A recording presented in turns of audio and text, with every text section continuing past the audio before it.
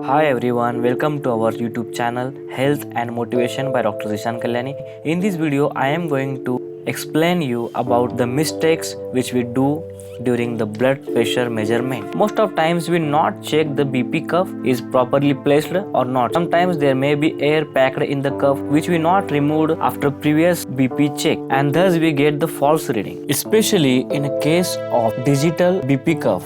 So we also should be too much worry. We should care that BP cuff should lies just above the cubital fossa. Sometimes BP apparatus is not placed at the level of heart of the patient. Sometimes we not raise pressure of BP apparatus above 200, as we not raise pressure above 200 or up to 250, 290, we miss this, and the patient may have high blood pressure having a BP of above 240, 250.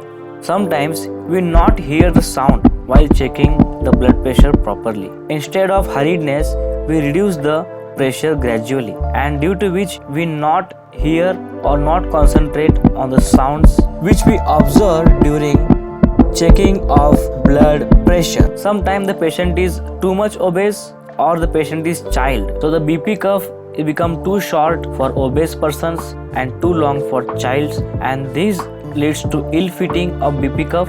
That's why there is a separate BP cuff, that is the big cuff for obese person and small cuff or pediatric cuff for children. Sometimes there is white coat hypertension or white coat syndrome, in which patient have fear of doctor. So whenever patient visits doctor in clinic, hospital, then suddenly there is rise of blood pressure.